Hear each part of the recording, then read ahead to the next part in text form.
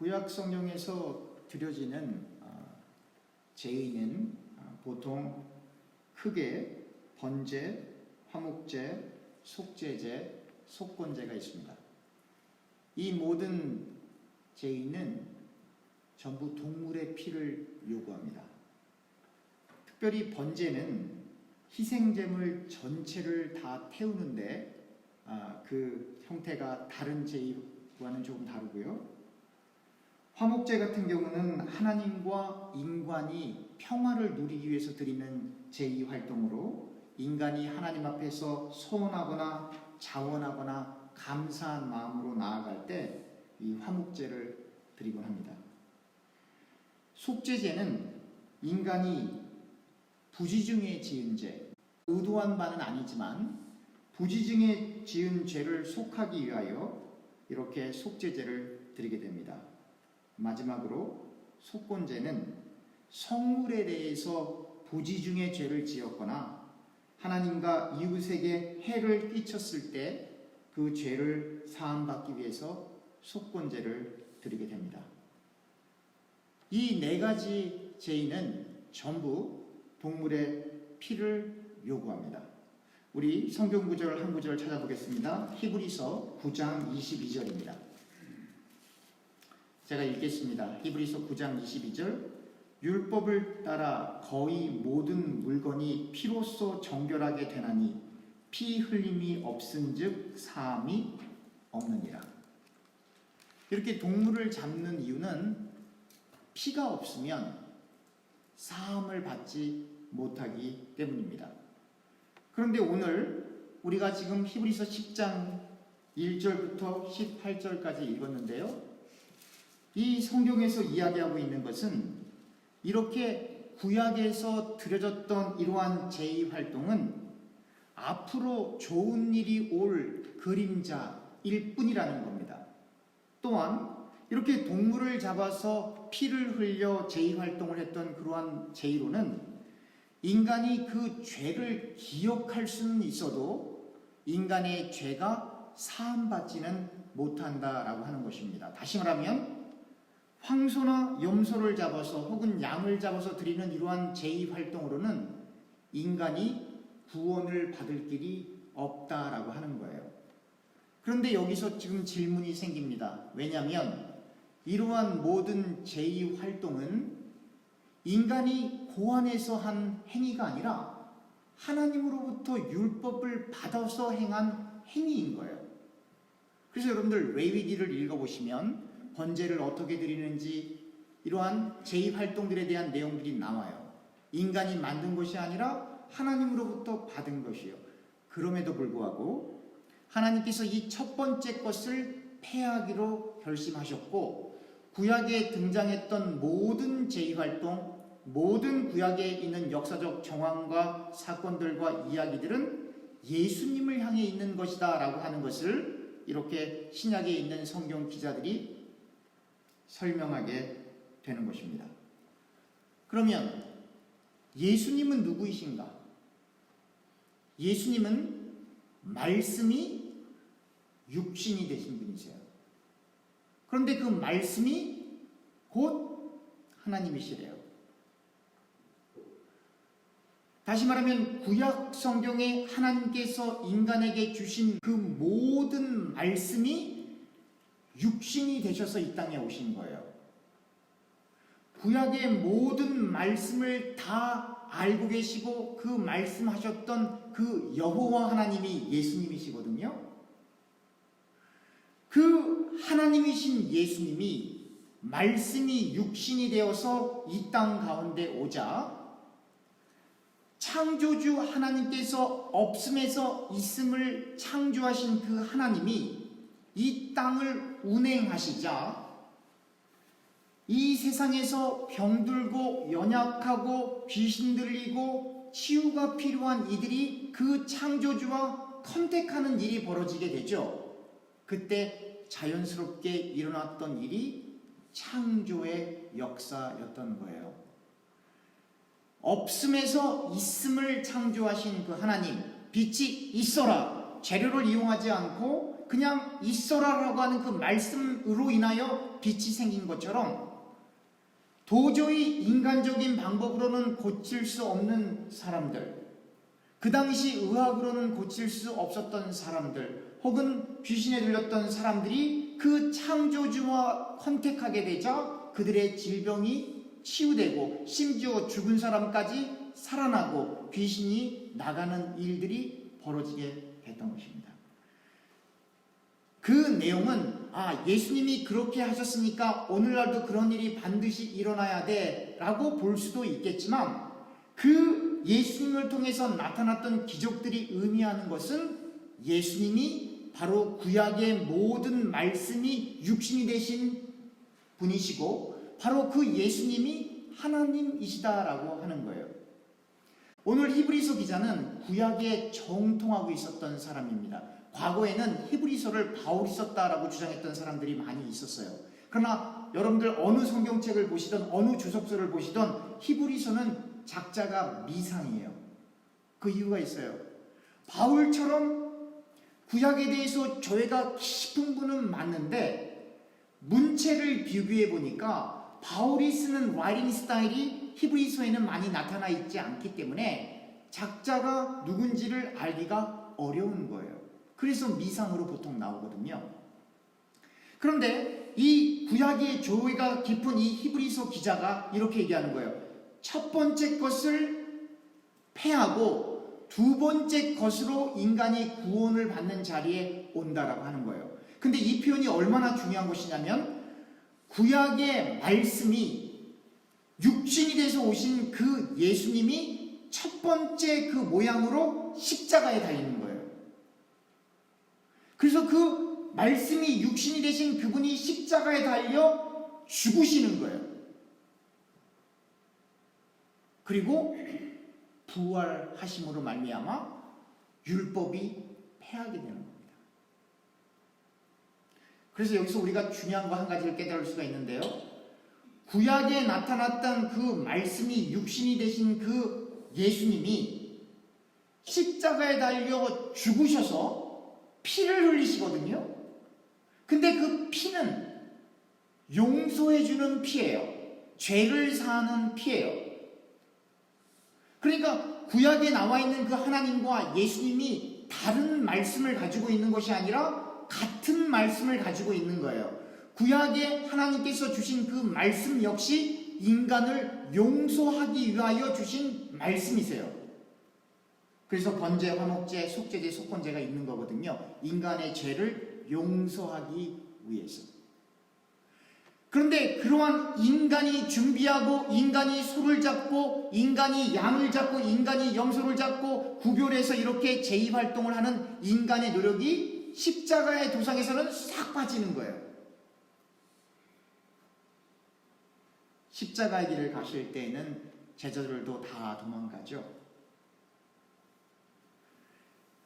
말씀을 내가 지키고 나의 의를 드러내고 사람들 앞에서 기도하기를 좋아했던 바리새인들, 제의활동을 준비하며 내가 하나님의 사람 제사장이지 라고 자기를 드러내기를 좋아했던 모든 제사장들, 바리새인들, 사두개인들, 레위인들, 그리고 서기관들, 기타 등등의 모든 그러한 인간들의 열심이 완전히 배제가 돼요. 십자가 도상에서.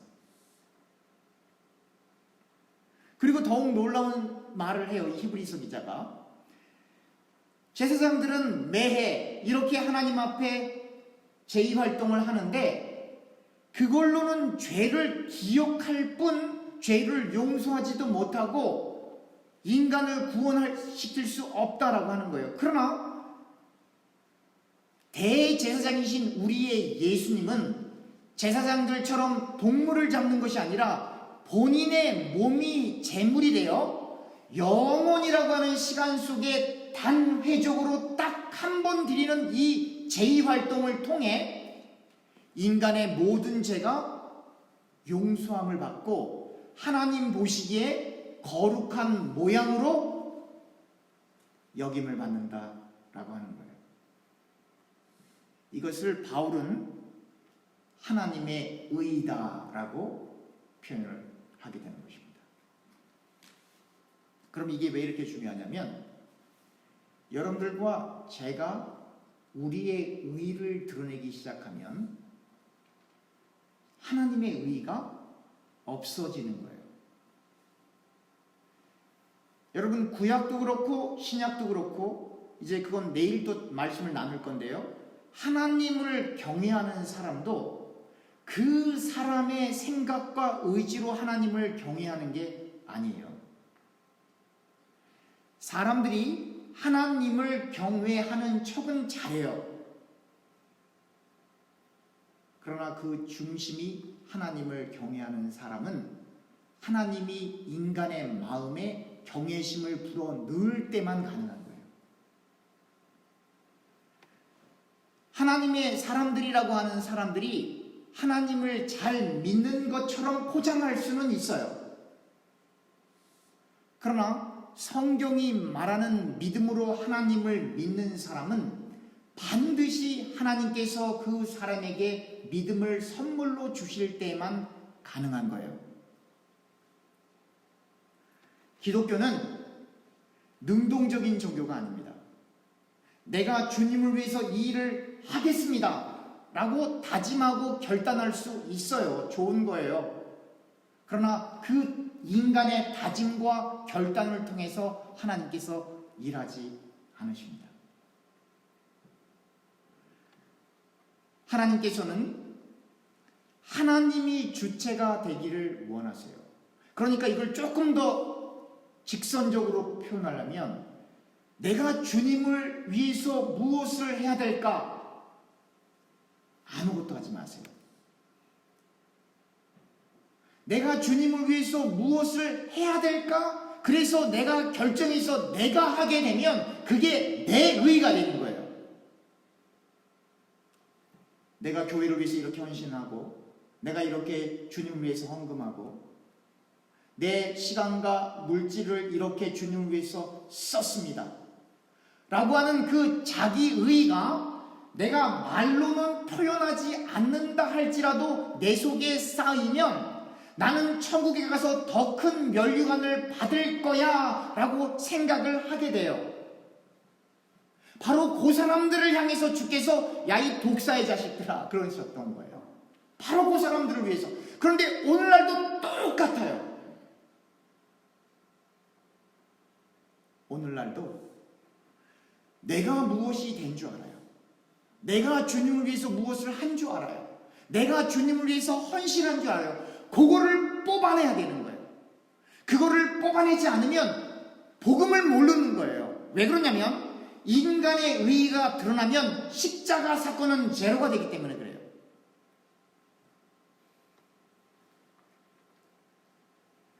여러분들과 제가 주님을 위해서 무엇인가 하고 싶다면 무엇인가를 하지 말고 주님께 물어보세요. 주님, 제가 어떻게 해야 주님을 위한 삶을 살아가게 됩니까? 우리는 일반적으로 하나님 앞에 기도를 한다고 하지만 그냥 자기 소원만 아뢰는 거예요. 기도는 하나님과의 대화라면서요. 그러나 대부분의 사람들은 대화하지 않아요. 하나님 이것 주시고 저것 주시고 이거 해주세요. 이 문제 해결해 주세요. 이건 대화가 아니죠.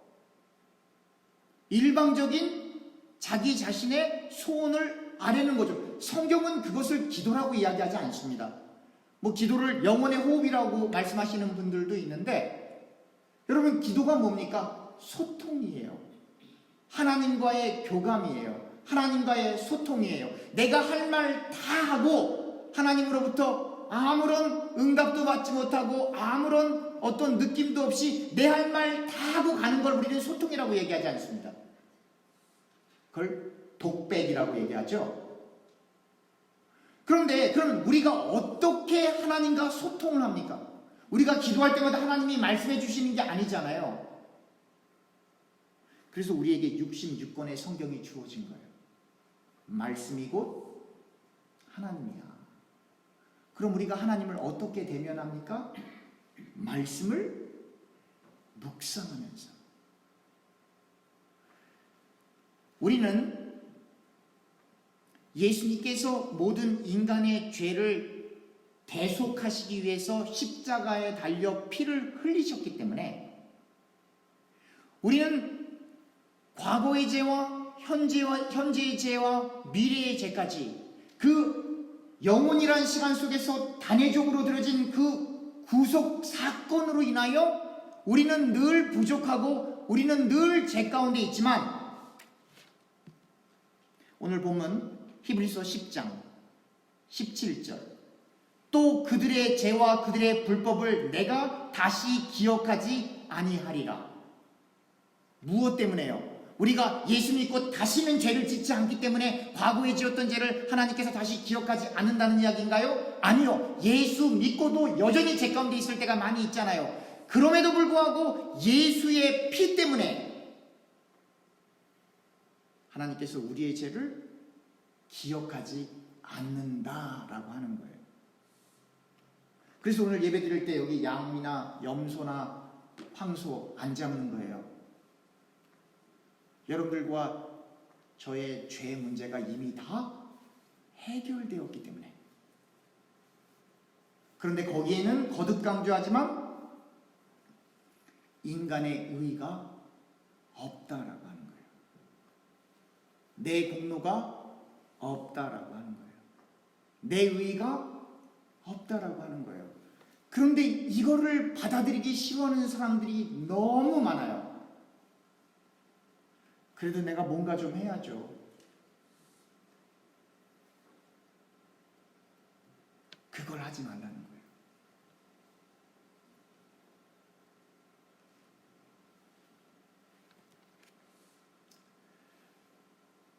하나님께서는 우리에게 원하시는 것이 하나님의 뜻대로 인생을 살기 이전에 바로 이 복음을 온전히 깨닫기를 원하세요. 그러면 우리가 이 예수 그리스도의 보혈을 통하여 하나님의 자녀가 되었잖아요. 하나님의 자녀가 되었다라고 하는 것은 하나님과 소통할 수 있게 되었다는 뜻이에요.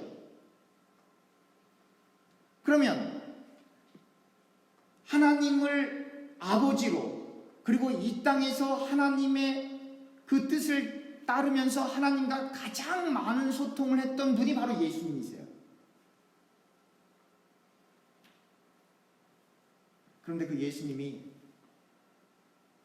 자기를 위해서 기도하는 대목이 단 한 구절이라도 있었나요?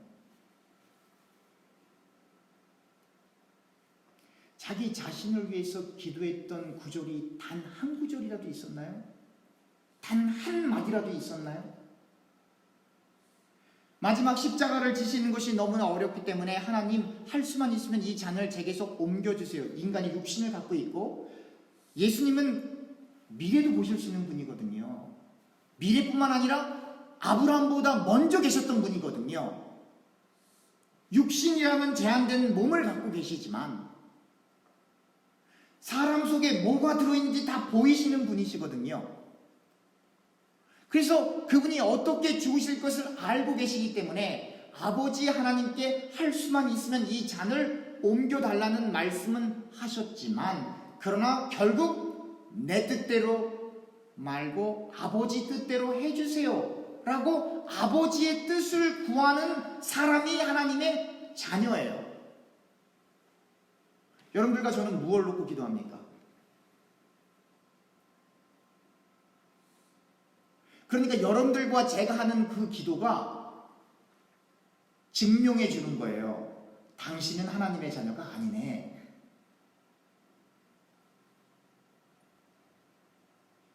당신은 아직 복음을 깨닫지 못했네. 내일 우리가 말씀을 더 깊이 있게 나누겠지만 하나님께서 남한국 유다를 완전히 멸망시키실 때 이스라엘 백성이 잘못한 게 두 가지가 있었어요. 하나는 뭐냐면 하나님의 성전에 우상을 갖다 놨어요. 또 하나는 몰렉에게 자신들의 아들과 딸들을 제물로 바치는 그러한 악행을 저질렀거든요. 그러면 하나님의 성전에 우상을 갖다 놨다는 건 뭐예요? 왜, 여러분 그런 생각 해보셨어요? 왜 이스라엘 사람들은 그렇게 역사를 통해서 하나님의 놀라운 기적을 많이 봤잖아요. 10가지 재앙에 홍해바다 갈라지는 거, 여리고성 무너뜨리는 거, 사사시대에는 막 사사들이 막 초능력적인 삼손과 같은 힘을 나타내는 거, 그죠? 다윗 같은 경우에는 막 골리앗 장군을 넘어뜨리는 이러한 역사적인 내용들을 눈으로 본 사람도 있을 것이고, 후대기 때문에 역사책을 통해서 또 구전을 통해 들은 일들이 있었을 것이에요. 그리고 그 당시엔 예레미야라고 하는 아주 귀중한 선지자도 있었거든요. 그 선지자가 얘기하는 거예요. 너 바벨론한테 망할 거야. 전쟁해봐야 소용없어. 니네 망해. 그런데 왜 이스라엘 백성들은 그 하나님의 놀라운 역사하심을 알면서도 왜 성전 안에 우상을 만들어 놓았을까요? 여러분, 우상의 목적은 무엇입니까? 인간의 소원을 들어주기 위해서 만드는 게 우상이에요. 그 얘기는 뭐예요? 이 이스라엘 사람들은 알았던 거예요. 하나님은 내 소원을 들어주는 분이 아니구나.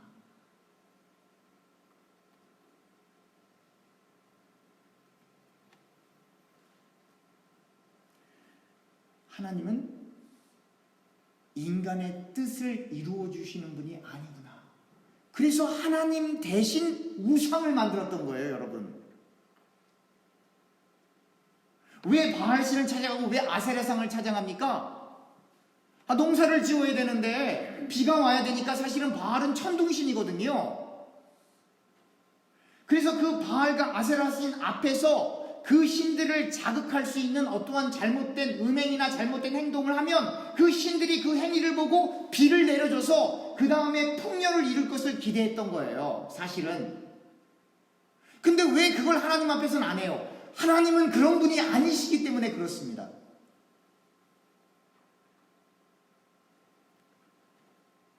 하나님은 이스라엘 백성을 사랑하지만 이스라엘 백성을 사랑하는 건 역시 이스라엘 백성 때문이 아니라 하나님의 작정과 뜻 가운데 있기 때문에 사랑하는 거예요.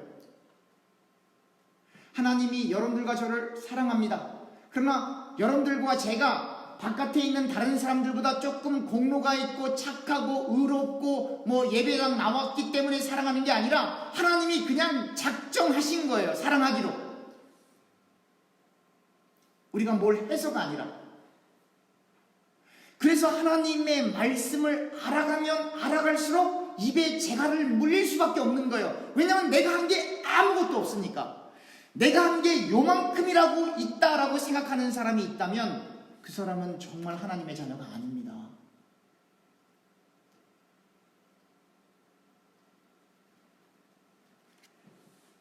세상 사람들은 허허벌판이 있으면 내가 이 길을 걸어가면 이 길에 도로가 생기고 내가 진취적으로 앞으로 나갈 것을 기대합니다. 성경은 그렇게 이야기하지 않습니다. 한 발자국도 움직이지 마, 모세야. 네가 서 있는 땅은 거룩한 땅이야. 전도도 그렇게 하는 거예요. 바울아, 너 전도하고 싶지? 그렇지만 넌 거기 못 가. 너는 내가 가라는 대로 가야만 해.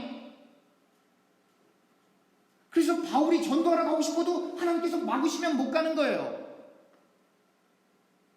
그리고 하나님께서 가라고 하는 곳에 가는 거예요. 이걸 기도라고 하는 거고 이걸 소통이라고 하는 거예요. 우리는 어떻습니까? 내가 일단 행하고 하나님 뜻 아닌가 보네. 기도해봤어요? 하나님 앞에 물어봤어요? 말씀 가지고 씨름해봤어요? 우리가 다 결정하고 우리가 다 행하고 그리고 이것이 하나님 뜻, 결과에 따라서 결과가 나쁘면 아니다라고 얘기하고. 근데 여러분, 하나님께서는 결과에 관심이 없으세요. 왜 그러냐면 하나님께서는 우리가 아니어도 하나님의 일을 언제든지 다 수행하실 수 있는 분이시거든요.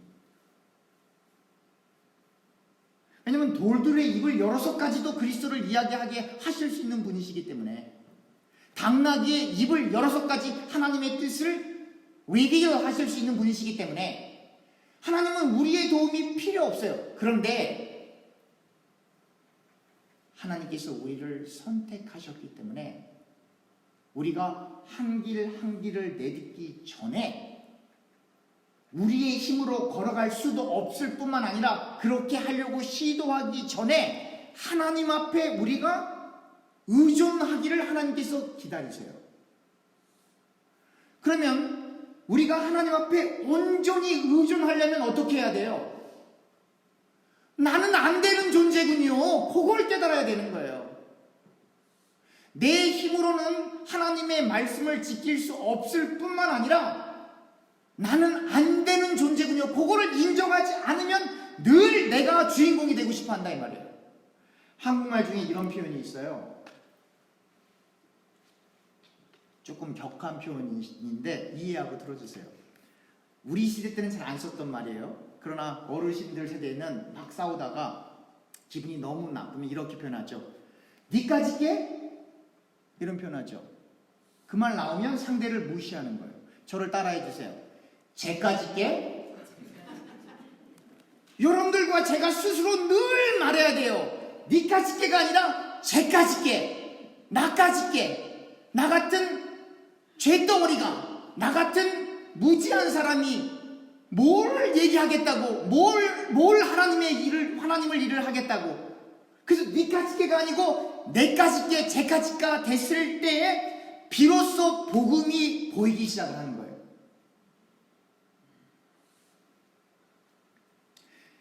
구약시대에 드렸던 그 제2활동 중에 화목제라고 하는 게 있어요. 아까 설명해 드렸죠.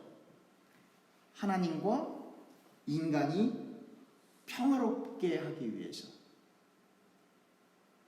그리고 인간과 인간 사이도 평화로워야 되겠죠. 근데 어떻게 인간과 인간 사이가 평화로울 수 있을까요? 그리고 하나님과 인간 사이가 평화로울 수 있을까요? 다시 말하면 어떻게 하면 우리가 하나님의 말씀에 순종하여 하나님을 경외하고 이웃을 사랑할 수 있을까요? 여러분들과 제가 반드시 죽어야만 가능한 일이에요. 우리의 자아가 죽지 않으면 겸손한 척 할 수 있어요. 다른 사람을 위해주는 척 할 수 있어요. 그러나 여러분들 스스로에게 물어보세요. 그게 저 사람을 위한 것이었나? 나를 위한 것이었나?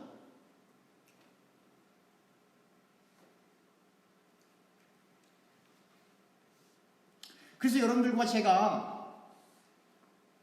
예수님께서 영혼이란 시간 속에 단 한 번에 이루어 놓으신 그 십자가의 사건으로 말미암아 우리가 완전히 하나님의 자녀가 되었는데, 그럼 여러분들과 제가 어떠한 믿음을 가지고 어떠한 말씀을 가지고 이 세상을 살아가야겠냐라고 하는 게 중요하지만, 그러나 이 복음의 깊이를 깨달으면 깨달을수록 내가 무엇을 하려고 하기보다는 무릎 꿇게 돼 있다고요.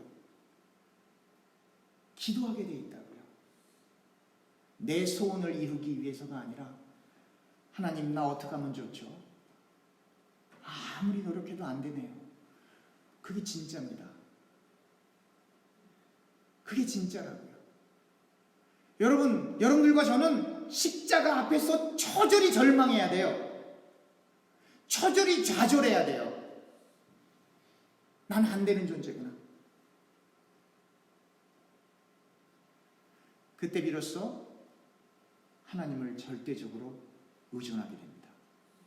내가 할 수 있다라고 하는 것이 있으면 절대적으로 누군가를 의존한다고 하는 것은 불가능해요. 내가 할 수 있는데, 그리고 내가 했다고 생각을 하는데요. 그런데 그게 아니다라고 하는 것을 받아들이고 깨달아야 정말 구속한 주님만이 보이게 되는 것입니다.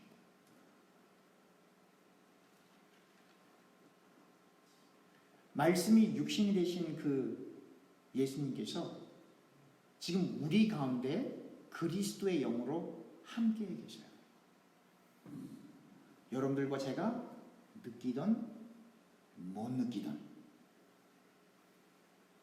그리고 이 첫 번째 것을 폐하면서 하나님의 자녀들에게는 그 마음판에 하나님의 말씀을 새겨 놓으셨어요. 그래서 그 하나님의 말씀이 바로 선포되면 반응하게 돼요. 아, 저거다. 그 반응은 여러분들과 제가 똑똑하고 성경을 많이 읽어서가 아니라 여러분들과 제 마음판에 성령께서 하나님의 말씀을 새겨 놓으셨기 때문에 그 하나님의 말씀이 바로 선포되거나 그 하나님의 말씀을 바로 읽었을 때 아, 이거지 라고 하는 동의의 표시를 하게 되는데 그것을 기독교에서는 아멘이라고 하는 겁니다.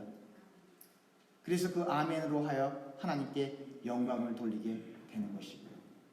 그러니까 설교하다가 목사가 아멘을 유도해서 다 아멘하는 거, 그건 아니고 정말로 하나님의 말씀이 바른 것으로 들려질 때 여러분들과 제가 동의하는 말을 하게 되는 것입니다. 말씀을 맺겠습니다. 2023년도에는 여러분들과 저의 모든 힘을 다 빼야 돼요. 물속에 들어가서 힘주면 됩니까? 안 됩니까? 수영은 물을 타는 거예요. 힘주면 1시간도 수영 못해요. 힘 빼면 10시간도 있을 수 있어요. 20시간도 있을 수 있어요. 힘 빼면. 그래서 수영 중에 제일 어려운 수영이 저병 아니고 입형이에요. 물속에 빠지지 않고 계속 둥둥둥 떨 수 있는 거. 그게 제일 어려워요, 사실은. 몸의 힘을 다 빼야 돼요. 물을 타야 돼요. 여러분들과 제가 하려고 하는 우리의 모든 의지를 다 내려내야 돼요. 그걸 좀 극적으로 표현하면 여러분들과 저의 모든 자유의지를 다 포기해야 돼요. 하나님, 내 의지를 가져가 주시고 저를 당신의 막대기로 써주세요. 그런 기도를 어떻게 할 수 있겠습니까? 우리가 아무것도 아니라고 하는 것을 알 때만, 철저히 자기를 부인하게 될 때만 그런 기도가 나오지 않겠어요? 하나님, 제발 내 의지 좀 가져가 주세요. 나는 당신의 로봇가 되고 싶어요. 그렇게 기도할 수 있겠어요? 더도 말고 덜도 말고 하나님의 도구로 사용받다가 하나님 나라 가고 싶어요. 그렇게 기도할 수 있겠어요?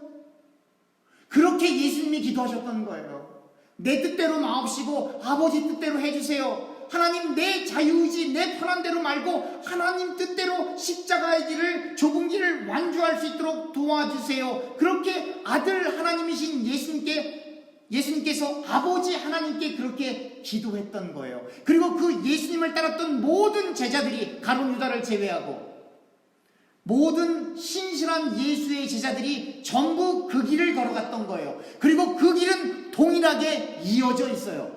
여러분들과 제가 가야 될 길이니까. 그 길을 완주하시길 주님의 이름으로 축복합니다. 기도하겠습니다.